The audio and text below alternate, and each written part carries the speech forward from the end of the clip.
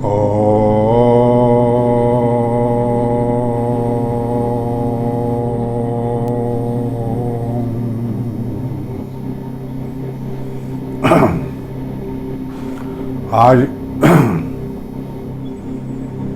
आत्मा और परमात्मा में क्या अंतर है?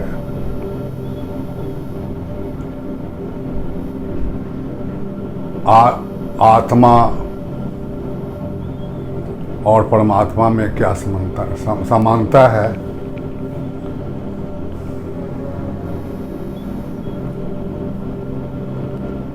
इस पर प्रवचन करना है। इससे पहले 11 अगस्त 2022 को रक्षाबंधन के अवसर पर गुरु कौन है, गुरु क्या है, पर मैं प्रवचन दे रहा था। उसमें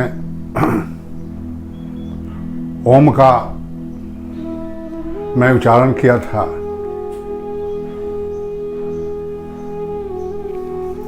एक भाई का प्रश्न है, जब आप प्रकृति को देखकर, पहाड़ को देखकर, आसमान को देखकर, सागर समुद्र को देखकर, तारे को देखकर, चंदा को देखकर, अपने को देखकर, मौसम को देखकर, दिन रात को देखकर प्रवचन करते हैं, तो ओम का उच्चारण आपको किस गुरु से मिला? एक प्रश्न है। ओम का उच्चारण के जवाब में यह है, ये जो है शंख है, शंख में ये प्राकृतिक शंख है। इसको रामेश्वरम के सिंधु सागर से प्राप्त शंख है। सागर भी ईश्वर का, ये शंख भी ईश्वर का। इसको जब फूंका जाता है तो इसमें ओम का प्रतिध्वनि होती है। इसी परमात्मा को, इस शंख को अपना गुरु मानकर हम ओम का उच्चारण करते हैं। दूसरा प्रश्न, दिनांक 15 अगस्त 2022 को स्वतंत्रता दिवस के अवसर पर मैं कौन हूं, इस प्रवचन के में एक प्रश्न एक भाई के द्वारा, एक भाई कहना मेरा स्वाभाविक है, हम सबको भाई ही समझते हैं, एक बहन के द्वारा प्रश्न हुआ है। आप कैसे कह सकते हैं कि आत्मा टीक के पास, सिर में के ऊपर आत्मा का निवास है? प्रश्न बहुत अच्छा है। एक नवजात शिशु को ले ले, उस समय नवजात शिशु नहीं था, ठीक बताए। एक नवजात शिशु को ले लिया जाए, नवजात शिशु को देखा जाए। नवजात शिशु का यहाँ बीच में कुछ धड़कन होता है, ऊपर नीचे होता है। उसी के आसपास से लेके नीचे के तक आत्मा का वास होता है। उस नवजात शिशु से साबित हो जाता है आत्मा का वास वही है। वहां से के बाद से लेके जो धड़कता है, वहां के बाद से लेके टीक, और टीक से नीचे यहाँ तक। पीछे किसी को चोट लग जाता है पीछे, तो आदमी नहीं बच पाता। आगे लगता है तो हल्का फुल्का, लेकिन पीछे हल्का भी चोट लगता है तो आदमी का मृत्यु हो जाता है। और बहनें भी आजकल अपना जो उत्तर प्रदेश में सिंदूर लगाती हैं, तो यहीं से ऊपर लगाती है। इससे बहुत सा बात से आत्मा का निवास स्थान का पता चल जाता है। ये एक भाई का प्रश्न का उत्तर था, एक बहन का, इस ये जो उत्तर अभी मिल रहा है एक बहन का प्रश्न का उत्तर है। अब हम लोग आत्मा में क्या अंतर है, आत्मा परमात्मा में क्या अंतर है, और आत्मा परमात्मा में क्या समानता है, इस विषय पर आते हैं। इस विषय को जानने के लिए समंदर, सागर, अंग्रेजी में उसको सी बोला जाता है, उसको, उस जल को बहुत से पात्र में, गिलास में, चम्मच में, सिरिंज में, ड्रॉप में लिया जाए, लोटा में और बहुत सा पात्र में। तो सब पात्र में जो जल लिया गया है और समंदर में, समंदर और जो बर्तन पात्र में जो जल लिया गया है, दोनों में के बारे में जानना होगा। दोनों का उम्र बराबर है, दोनों का स्वाद बराबर है, दोनों का स्वाद एक ही रहता है।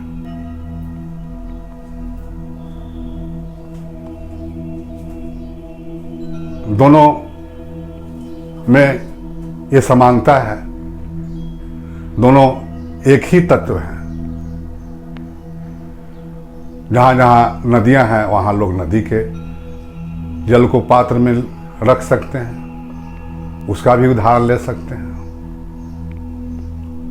तो पात्र में रखा हुआ जल और जो सागर है, अब उसमें अंतर है। सागर शक्तिशाली है, बहुत शक्तिशाली है। उतना शक्ति पात्र में, बर्तन में रखे हुए जल में नहीं है।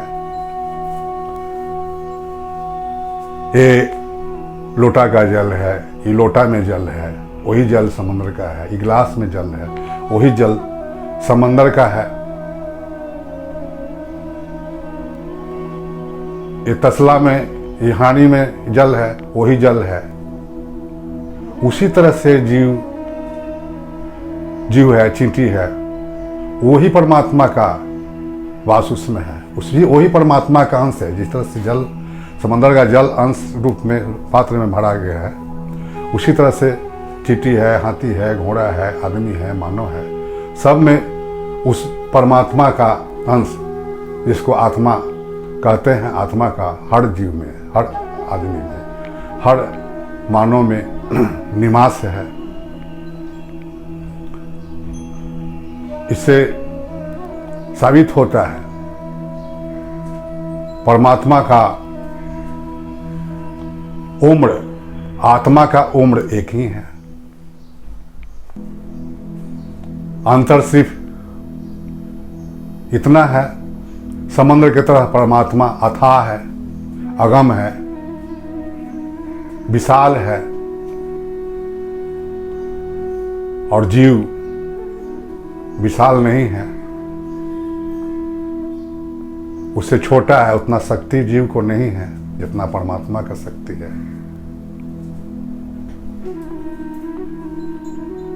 जीव आत्मा को परमात्मा से मिलान करने पर दोनों एक ही तत्व हैं। दोनों एक आनंद है, आत्मा आनंद है, परमात्मा परमानंद है। दोनों में बहुत सी समानता है। बहुत उसमें जब परमात्मा से आत्मा अलग हो जाता है तो उतनी शक्ति, उतनी ताकत आत्मा में नहीं रह जाता है, लेकिन आनंद है, आत्मा में आनंद है। आत्मा से, आत्मा ही जो है शरीर में, पूरे शरीर में व्याप्त है। परमात्मा पूरे अखिल विश्व में, तीनों लोक में व्याप्त है।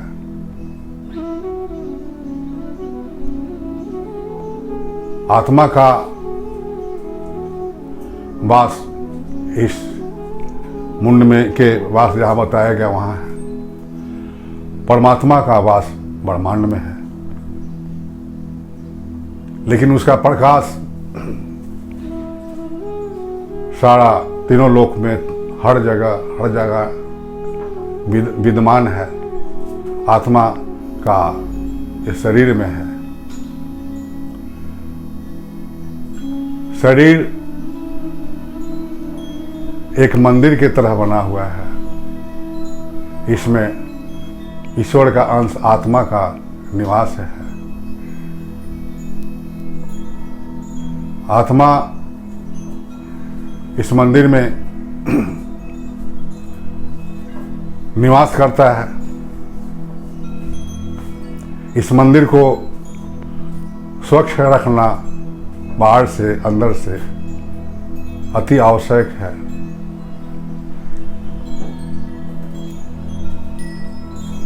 हमें क्या करना चाहिए, नहीं करना चाहिए, ये खुद साबित हो जाता है क्या करना नहीं चाहिए। जैसे चाय गरम पीते हैं तो आत्मा रोकता है, उसमें फूंकता है और तब चाय पीता है।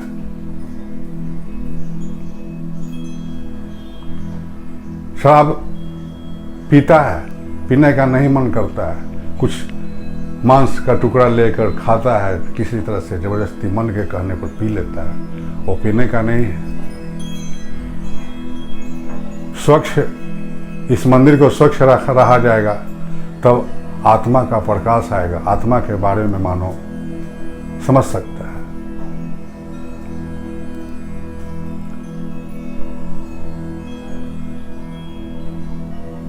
मीठे पेय पीने से आनंद आता है, वो फूंक नहीं मारता है, उसका आराम से आनंद से पी लेता है। शराब आनंद से नहीं पीता है, मन से के कहने से जबरदस्ती पीता है। मांस खाकर शराब पीता है।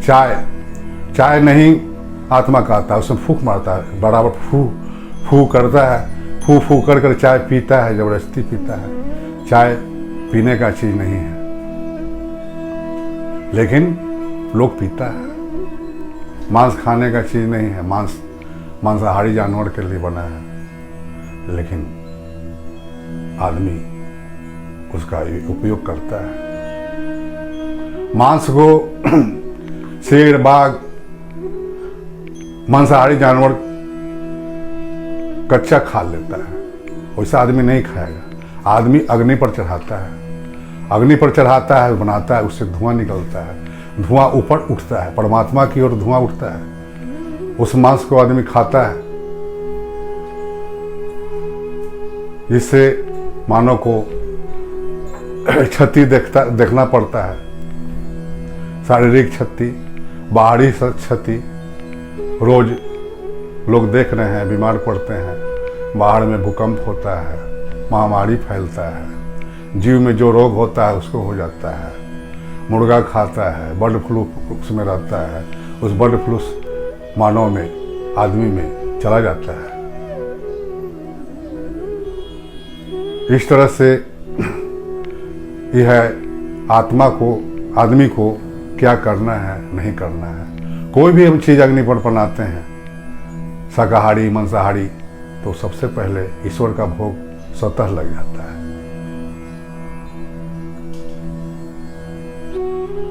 उसके बाद जब परोसा जाता है उस भोजन को, तो भोजन से जो धुआं निकलता है, नाक में उसका गंध जाता है, तो उस प्रथम परमात्मा के बाद दूसरा आत्मा में नाक के द्वारा जाता है वहां आत्मा के पास।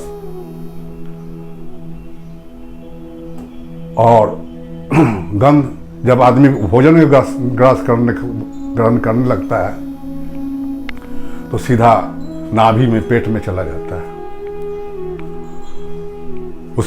उस भोजन से आदमी का शरीर में पुष्टि मिलती है, और वहीं से मन तक ले पहुंचता है, मन स्वस्थ होता है, शरीर स्वस्थ होता है।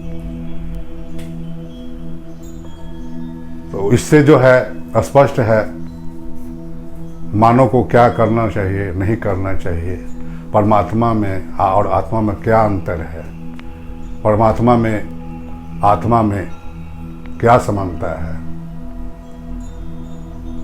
इतना आज हम बता दिए हैं। अगले प्रवचन में जन्म और मृत्यु के रहस्य के बारे में, जन्म और मृत्यु क्या है, वो कैसा जन्म होना चाहिए, कैसा मृत्यु होना चाहिए, आगे में बताएंगे। सर्वे भवन्तु सुखिनः, सर्वे सन्तु निरामया, सर्वे भद्राणि पश्यन्तु मा कश्चित् दुःख भाग् भवेत्। ओम आनंद आनंद, ओम आनंद आनंद, ओम।